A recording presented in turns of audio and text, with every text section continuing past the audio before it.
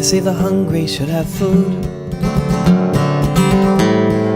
I speak for many when I say no one should have 7 homes, while some don't have any. Though I may find myself stranded in some strange place with naught but a vapid stare, I remember the world and I know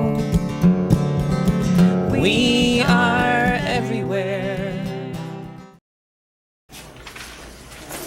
Okay, I think we'll get rolling with this talk tonight. Welcome. Thanks for coming out on such a beautiful August day.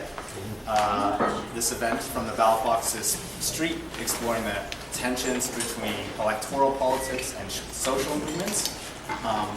The reason, my name is David Bush. I'm a member of Solidarity Halifax, and we as an organization decided to put this talk on to talk about some of those tensions, some of the pitfalls, some of the benefits of engaging in electoral politics from an anti-capitalist perspective, and whether social movements should be engaging in those types of politics.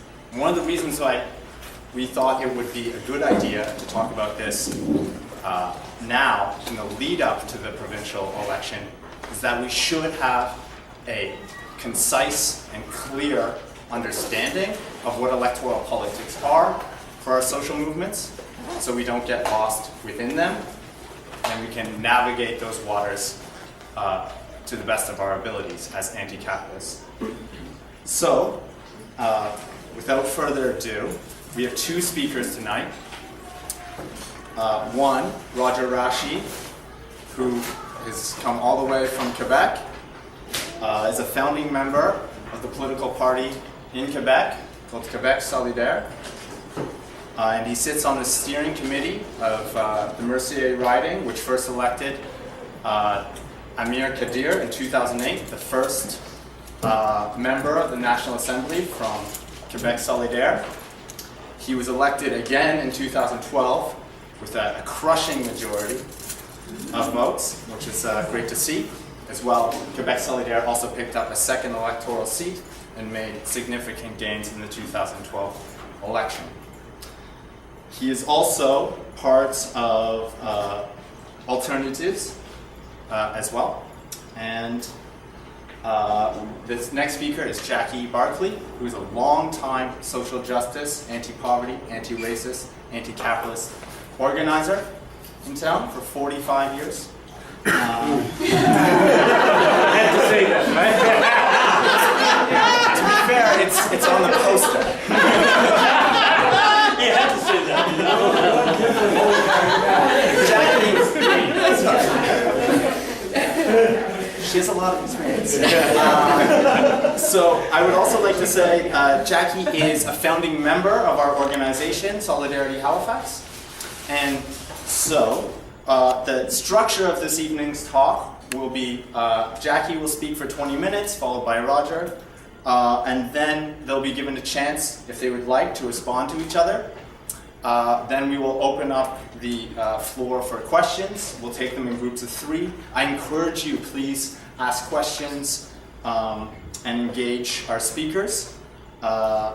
And we will try to wrap up by 8 o'clock, if possible, because we got to get out of here by 8:30. So, without further ado, Jackie Barkley. Good evening, everybody. Welcome. I can't believe on a summer evening you might have come out to hear Roger, but we could talk in the winter. Less pleasant, won't you?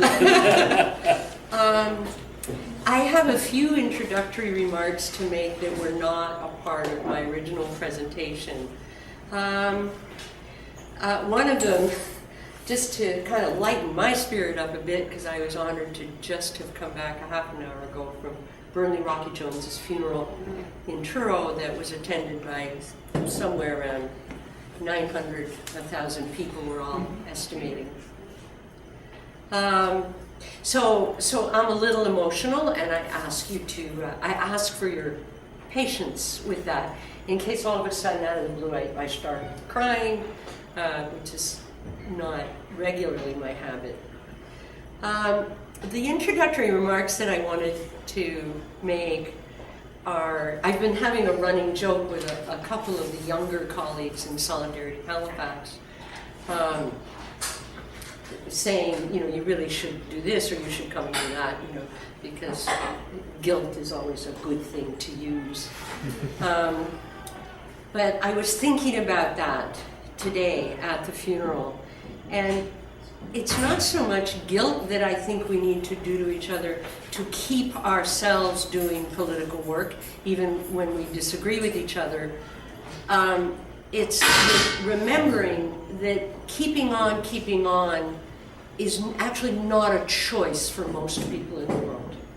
For those of us with class or white skin or other privilege, we can drop in and out of movements as it meets our emotional or our psychological or our personal needs.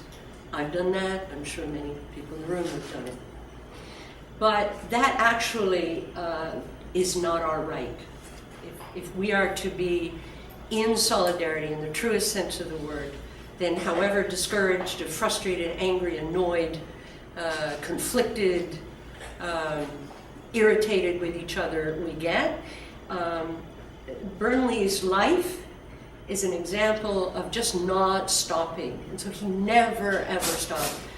Burnley Rocky Jones, for all of you who may know him, was by no means a saint, but he was an absolutely great man. A great man. And one of the things he has to teach us, among many, many, many things, is that he just never stopped. And ironically, while there were estimates of 900, 500, I don't know, a gazillion people in every imaginable corner of this place today, when members of Solidarity Halifax and the student movement organized a lecture by him at Dal last fall, there were about 22 people there. So we need to seize the moments to be together and to talk to each other and to learn and to move forward and to keep trying and to know that that Rocky was truly a prophet, but by no means always appreciated before today. So I just wanted to say that in his memory, and we're making these buttons that we hope to distribute and or sell by the gazillions. Try to get your free one now. That will say, resist, rebel, remember Rocky. So just one start there. So in trying to figure out how to do this presentation, I thought it might be useful to actually go over my own personal 45-year history. Not because it's my personal history that's that important, but because it kind of follows a movement trajectory. And in some joking around and talking that Mercier and I have had a chance to do in the last couple of days, it follows him to some extent. Those of us who are in my age group have a similar trajectory. So I want to go over that because it reflects this kind of ambivalence, up and down, we're in, we're out, we like, we don't like, it's correct, it's not correct, it's the correct line, it's not the correct line, to participate in electoral politics. So I want to just talk from the experience of following that roller coaster and how in trying to study my own roller coaster ride, I was trying to gain some analysis of what that might teach me and what I might share with you in the context of our experience here, which is similar and different from the political culture in Quebec. So my own personal history begins in 1967, 1968, when I still lived in the United States and I was involved in what we would consider, I suppose, mass mobilization or community organizing or anti-poverty work, basically. And then 68, 69, involved in the United States in the anti-war movement, which was certainly a mass movement at that time for anybody who was there or who can go over. You know, we're talking 750,000 people demonstrating in Washington, D.C. easily. And so that was a period where my little arrow on my notes is down. This was not a period of appreciation for or relationship or seeing electoral politics as the route to winning these mass struggles. When I came to Canada in 1969, as many Americans would have been, I am not an American anymore, I'm a Canadian. I don't want to get like all nationalist on you, but I'm glad I'm not American, but that's probably petty. Anyway, sorry about that, and too nationalist. Anyway, mais je parle français. So coming to Canada in 1969 and discovering that there was something like a Social Democratic Party, which by comparison to electoral parties in the United States, it looked Bolshevik. Absolutely. Unbelievable. I mean, comparing the New Democratic Party of 1969 and 1970 to the Democratic Party in the United States is really an amazing experience. So if you had no grounding in analysis, which at the age of 21 I had very, very little, the NDP seemed incredibly important. 1970-1971 begins the period of the struggle within the NDP of the waffle movement, which is probably an important thing for people to go back and understand. I was new to the country. I couldn't even understand how a debate would occur that was around the question of whether the NDP was too right-wing. This was astonishing to me. So this is a period of a sort of admiration for electoral politics in my experience. And then starting work in 1971, 1972 at the Halifax Neighborhood Center up the road, which was down the road at the time in what's now Adsum House. This was a period of, in my personal life and the work of many other activists in the city, of direct action mobilization, and this is mainly anti-poverty organizing. So this is the period of demonstrations against slum housing, the period of welfare rights mobilization, the creation of Dalhousie Legal Aid, the creation of the North End Community Clinic, the struggle to have St. Pat's Alexander School built rather than be torn down. So this is now a period of less interest in party politics. However, I soon became very frustrated as an individual with the direct action mobilization, noticing that we would have these amazing, intense political and emotional experiences of people in the streets and in intense direct struggle, but we never seemed to get anywhere but a kind of hopscotching politically. And so I started my own involvement then with the New Democratic Party in Nova Scotia. I was on the provincial council. These were the years when Paul McEwen was attacking those of us who were on the left of the NDP as being communists. He was open in his attacks. This is also the period starting around 1972 where the anti-war movement in the United States puts up George McGovern. Was it McGovern then or McCarthy? I forget which one. McGovern. It was McGovern. Thank you. Thank you, Brad. Yeah. Ran in the primaries. Yeah, one of those guys. Anyway, so the anti-war movement is now saying the streets are not enough. We actually need to exercise some degree of electoral power. In 1972, we opened up an office on Agricola Street. This is an NDP office. We ran and worked, activists worked extremely hard. There were actually members or fellow travelers of the Communist Party of Canada involved in the NDP at the time. And we worked in the federal election in '72 when a radical farmer in Truro ran for office, and we would go through the streets with a truck and a megaphone in Stanfield's territory, talking about the need to vote for the NDP in support of the working class. After that, the roller coaster goes back down. I become very discouraged with the impact of electoral politics and its minimal effect. I think I expected the revolution to occur within, 48 to 72 hours. And in period of 1972 in Halifax began the organization of a number of different study groups, Marxist study groups, communist study groups of different types. And at the same time in Quebec, there was an incredible mobilization around anti-revisionist politics, anti-old Communist Party politics, support for Maoism in an attempt to recreate Marxist-Leninist organization. And this movement didn't just happen in Canada, it was going on. The Guardian newspaper in the United States was a very strong proponent of these movements. These movements were happening in many, many different places. In Canada, the power of that movement, the strongest power of that movement was in Quebec.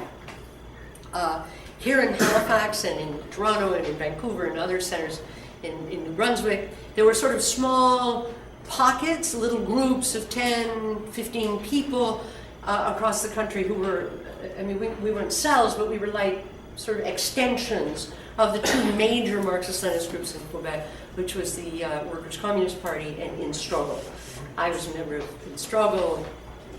Roger was a member of the Workers' Communist Party. We found out yesterday. For about 10 years, with varying degrees of influence, less influence, this model of political work was extremely important for those of us who considered ourselves anti-capitalist at the time. So this is a period of not being interested in electoral politics, certainly not being interested in the electoral politics of the existing electoral parties. I don't mean extreme as in inappropriate, but intense critique of the New Democratic Party. An interesting historical note, very important especially today, is that in 1980, Rocky Jones ran for the NDP. And at that time, most of us who would have considered ourselves to be on the left paid absolutely no attention to his campaign because it was considered reformist. So that's a whole nother question I'd like people to kind of hold in their heads around this issue again of what different groups can choose to be appropriate at different times for different, how am I doing? Oh my God, okay. All right, blah, blah, blah, blah, blah. From basically 1982, when the Marxist-Leninist organizations collapsed in Quebec and throughout the rest of Canada, because of a great deal of influence or pressure from feminist, more marginalized groups, racialized groups, against a sort of grand narrative and against the controlled by largely white men, or these Marxist-Leninist institutions. Basically, from 1982 until 2007, there was no center, certainly in my life here in Halifax, there was no center of anything that would be considered an anti-capitalist struggle. There were many people who had anti-capitalist opinions, but it was the period during which we're now going from a roller coaster to a yo-yo, in that the participation in electoral politics was a personal decision. It was almost like a moral decision. It had to do with whether you liked or trusted the individual you're writing. It had to do with what each other's friends were doing. It had to do with really profound issues such as there's no other show in town, we may as well do this. And this is not exactly a profound or collective or analytical way of making a determination about the importance of electoral politics. In 2007, a group of us organized a conference called What's Left, trying to understand what was left of the left and where we could possibly go forward. In 2009 and subsequently, a group of people followed with the organization of conferences by a group that has now come to be known and formally organized as Solidarity Halifax. In 2009, our first NDP government was elected in Nova Scotia, and I think that the number of reactions to that can be summed up as very, very little analysis, a great deal of surprise, a bit of shock, soon followed by a sense of personal betrayal when they started behaving exactly as they said they would behave in the election. So they ran on a fairly conservative platform, and I think many of us on the left thought, yeah, but they'll show their true colors once they're elected, which to some degree is somewhat undemocratic. And they didn't show their true colors. They, if I continue, okay, I have another 20 minutes here. I'll be quick. So I think there are, for me, a number of crucial issues that arise out of observing this up and down. The first thing is that what has tended to characterize what I'm calling our movement, by which I mean anti-capitalist, Marxist, left-wing, I'm not including unions mass movements at this point is three or four major attitudes. One, dogmatism. It's either all good or all bad to participate in elections. So very rigid, very bifurcated type of approach. The second is entryism. We will sneak into their organization and we will transform it from the inside. The third is what I call betrayal politics, which I think is really the height of naivete and arrogance to some degree, which is that somehow we have been personally betrayed by an organization that never did anything but call itself a social democratic party, and not always a social democratic party. So what you see is what you get, and there's no point in being shocked by what it is. The fourth is the only show in town, and I've already talked about all or nothing. The second major issue in what I think has characterized mass movements' relationship to electoral politics, from which I would include trade unions and for example, anti-poverty organizations and other mass movements, is a desperate attachment in the hope that some change in the actual lives of people in desperate need will come from certain kinds of reforms. Therefore, we have an obligation to attach ourselves very forcefully to the electoral system, because we can't be waiting around until a revolution when people on income assistance can't feed their children, when public housing is drowning in horrible conditions. The list is endless, I don't need to repeat it here. But what that means is that when the trade unions and certain mass movements attach themselves to or try to support electoral politics, it often means that they become very competitive with and angry with the left, fearing that we will, on the left, disrupt or alienate or somehow undermine the necessity for the power that is needed to get some desperately needed reforms. So there's an inherent contradiction there. So what do we need to do to move forward? 2 more minutes. I think the first thing, even though it may sound cliched, is that we actually need to analyze what it is that we want. What are our objectives? Do we believe that capitalism can be overthrown by elections? The lessons are very complicated, but very rich. We have Cuba, we have Venezuela, we have China. What do we actually think about this?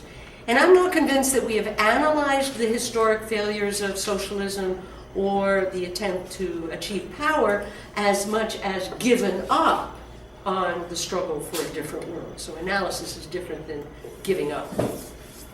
The second is that we need to do a concrete example, an examination of the concrete conditions, and more brilliant people than I came up with that term, but we need to apply it in a way that is not separated from the need to serve the interests of working people, poor people, marginalized people.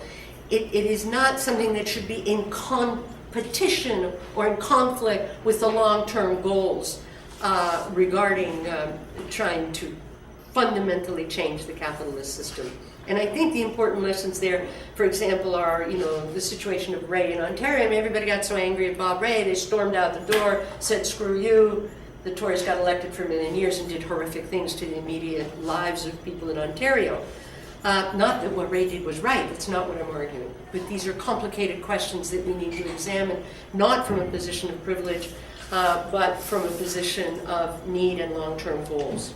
So, Solidarity Halifax, can I have 2 more minutes? I'm sorry. 2 minutes. Okay, I'll come back to that in a question. 2 minutes.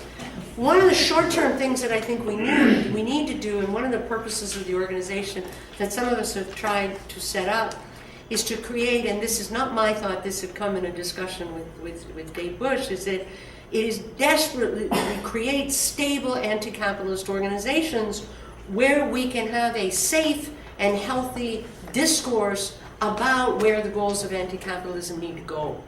We need to treat each other with incredible respect. We need to recall the past. We need to have a place where we can begin to imagine the future. We also need to practice how to treat each other. So if we're hoping for a world that rejects racial, sexual, class, gender oppression and colonialism, then we can't possibly begin to understand what that might look like if we can't even practice that in small organizational structures that we begin to set up. So if we fail in our own small institutions to practice during the discourse of what will overthrow capitalism, then we will fail on the long term, and I'll come back to some other issues later. Thank you.